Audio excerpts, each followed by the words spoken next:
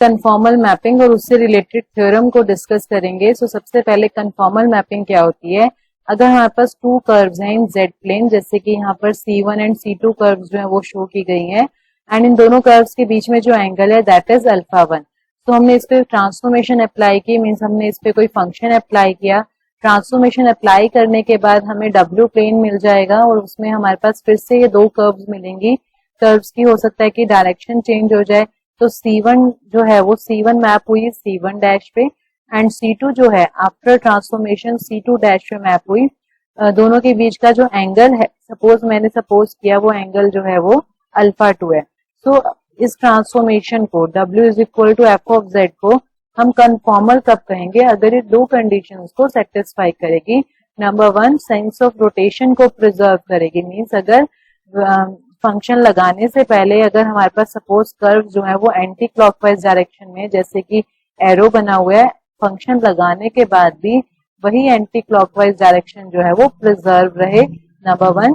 And second, magnitude जो है angle का वो प्रिजर्व रहे, मीन्स अगर सपोज दो कर्व्स के बीच में एंगल जो है ट्रांसफॉर्मेशन लगाने से पहले 60 डिग्री है, तो ट्रांसफॉर्मेशन लगाने के बाद जो एंगल होगा वो भी हमारा 60 डिग्री होगा। तो इस केस में मैपिंग जो होगी कन्फॉर्मल होगी। तो अगर हमें किसी मैपिंग को कन्फॉर्मल प्रूव करना है तो उसके लिए हमें दो चीजें चेक करनी है कि दो कर्व्स के बीच जो सेंस ऑफ रोटेशन है, मीन्स रोटेशन की जो सेंस है, जो डायरेक्शन है वो प्रिजर्व रहे, एज वेल एज जो एंगल है बिटवीन द कर्व वो प्रिजर्व रहे। तो ऐसी मैपिंग को हम कन्फॉर्मल मैपिंग कहते हैं। अब हम लोग इसके कॉरेस्पॉन्डिंग थ्योरम को डिस्कस करेंगे। Necessary and sufficient condition for the transformation to be conformal, कि अगर एक ट्रांसफॉर्मेशन ने कन्फॉर्मल बनना है तो कंडीशन क्या होनी चाहिए, F Z is analytic and F dash Z is not equal to 0।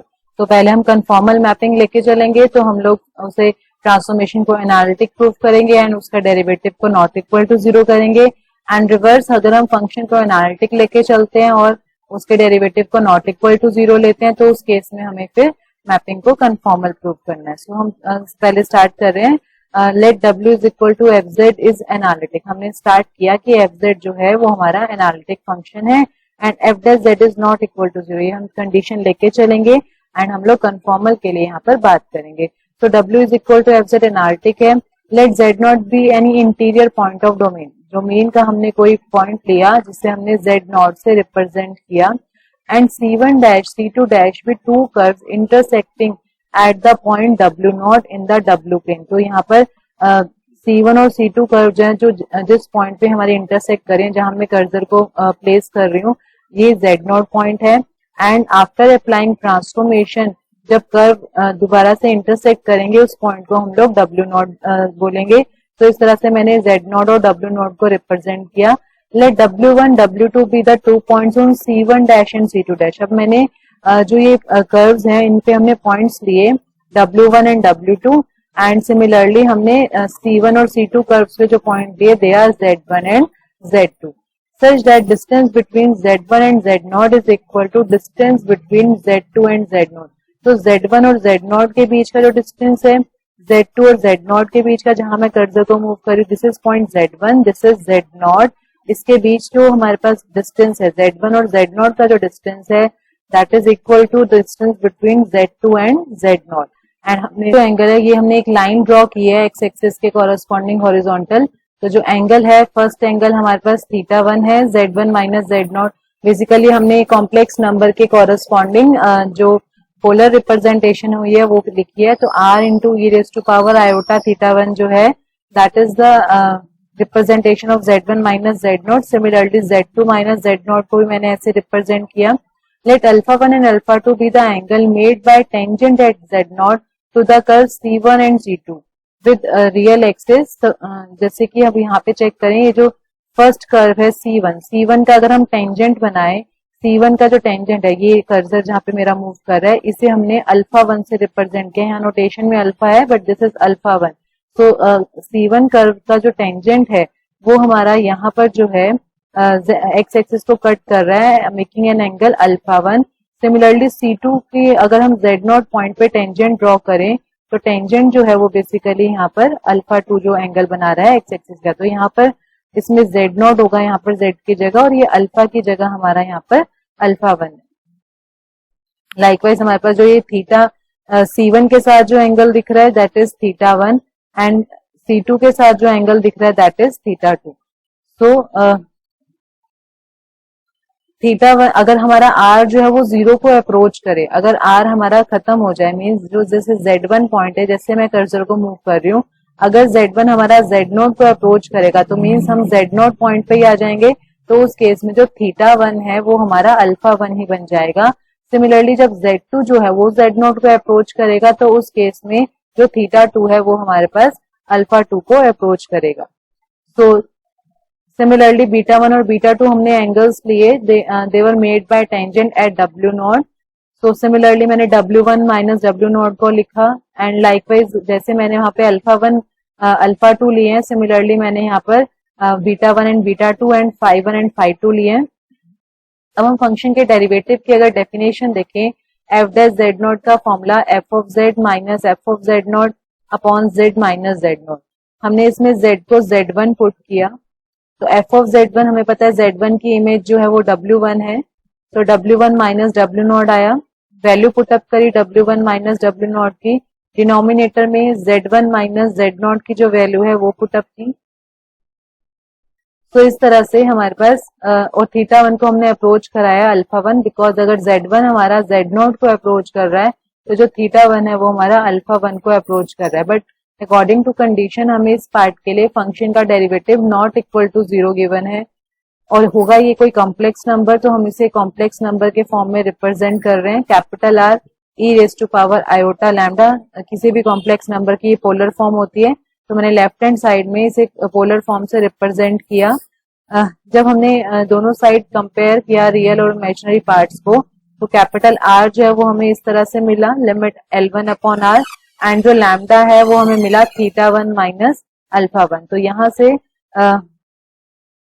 से हमारे पास क्या कंसेप्ट आया, φ1 एंड माइनस में θ1, तो यहाँ से β1 जो है that is equal to lambda plus α1। तो यहाँ से लैम्डा जो है वो हमारे पास कितना आ गया, β1 माइनस α1, बिकॉज φ1 जो है अगर हम चेक करें, जब φ1 α1 को θ1 अगर α1 को अप्रोच करेगा तो φ1 जो है वो कहाँ अप्रोच करेगा, वो β1 को अप्रोच करेगा। φ1 β1 को अप्रोच कर रहा है, तो इसलिए वहां पे हमने φ1 की जगह लिख दिया β1 और θ1 की जगह लिख दिया α1। तो सिमिलरली अगर हम Z2 के लिए प्रोसेस करें तो हमें β2 क्या मिलेगा, लैम्डा प्लस α2। दोनों को जब हम माइनस करेंगे तो हमारे पास β1 माइनस β2 जो है वो हमारा α1 माइनस α2 के इक्वल आ जाएगा। दैट मीन्स एंगल्स जो है, जो β1 माइनस β2 होगा that was the angle between W1 and W2 curves. And similarly जो यहाँ पर एंगल होगा, डिफरेंस जो है वो C1 और C2 के बीच में एंगल है, तो हमने क्या प्रूफ कर दिया कि जो एंगल है वो हमारे पास क्या है, सेम है। β1 माइनस β2 जो है that represent angle between the curves after applying transformation, and α1 minus α2 है that represent angle before applying transformation between the curves. तो दैट मीन्स हमने सेंस ऑफ रोटेशन जो है वो तो हमने चेक किया रही है कि इक्वल इन मैग्नीट्यूड है, same sense equal in magnitude हमने चेक किया, और सेम सेंस तो हम बात कर ही रहे हैं क्योंकि जैसे हमारा α1 जो है θ1 अगर α1 को अप्रोच कर रहा है तो φ1 भी हमारा β1 को अप्रोच कर रहा है। तो इस पार्ट के लिए मैंने प्रूव कर दिया कि ये जो मैपिंग है दैट इज कन्फॉर्मल। अब सेकेंड पार्ट में हमें रिवर्स करना है। अब की बार हमें कन्फॉर्मल मैपिंग गिवन है एंड हमें प्रूव करना है कि फंक्शन एनालिटिक है एंड उसका जो डेरिवेटिव है that is not equal to 0। तो इसके लिए हम वर्क करना स्टार्ट करते हैं। जेड प्लेन में मैंने एक लाइन एलिमेंट लिया। हमें पता है अगर हम एक ट्राइंगल बनाते हैं, ट्राइंगल में अगर हम dx जो है वो हम रिप्रेजेंट करें x एक्सिस का एलिमेंट, dy जो है वो हम y एक्सिस के एलिमेंट को रिप्रेजेंट करें, तो dx square plus dy square जो होगा वो हमारा d अल्फा स्क्वायर की कॉरेस्पॉन्डिंग होगा। तो मैंने z प्लेन में एक लाइन एलिमेंट लिया इस तरह से। सिमिलरली मैंने w प्लेन में एक लाइन एलिमेंट लिया, इस तरह से डिफाइन किया। अब किसी फंक्शन के टोटल डेरिवेटिव को हम ऐसे लिख सकते हैं, तो du को मैंने लिखा curly u by curly x dx plus curly u by curly y dy। Similarly dv को भी इसी तरह से लिखा। इसमें मैंने वैल्यू पुटअप करी du स्क्वायर और dv स्क्वायर की, जो कि ये वाली वैल्यूज हमारे पास आई, जो मैंने अभी du और dv की वैल्यू निकाली है। अब क्या मैपिंग हमें कन्फॉर्मल गिवन है इस पार्ट में, तो मैपिंग अगर कन्फॉर्मल है तो कंपोनेंट्स जो होंगे वो प्रोपोर्शनल होंगे, और यू कैन से जो D beta square by D alpha square होगा that is independent of the direction. तो डी बीटा स्क्वायर में डी एक्स स्क्वायर का कोफिशिएंट है ये जहां पे मेरा कर्सर मूव कर रहा है, एंड डी अल्फा स्क्वायर में डी एक्स स्क्वायर का कोफिशिएंट कितना है 1। तो कोफिशिएंट हमारे कंपेयर होंगे तो दिस अपॉन में 1 लिखा।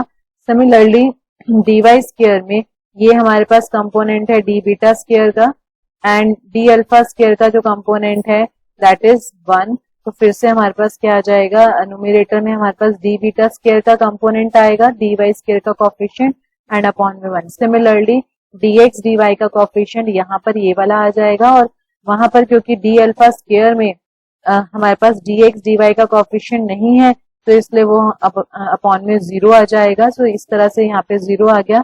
तो अगर हम फर्स्ट और सेकेंड को कंपेयर करें हमें फर्स्ट इक्वेशन मिल जाएगी इस फ्रैक्शन के कॉरेस्पॉन्डिंग। अगर हम थर्ड फ्रैक्शन को किसी भी फ्रैक्शन से कंपेयर करें तो इक्वल टू 0 आएगा। तो अल्टीमेटली हमने यहाँ पर ये जो सेकेंड इक्वेशन है इसकी एक टर्म को राइट पे शिफ्ट किया, टर्म्स को सेपरेट किया। So curly U by curly X lambda time curly V by curly V आ गया, curly V by curly X minus lambda time curly U by curly Y आ। तो ये जो वैल्यूज हैं curly U by curly X and curly V by curly X की ये मैंने फर्स्ट इक्वेशन की लेफ्ट हैंड साइड में पुट करी।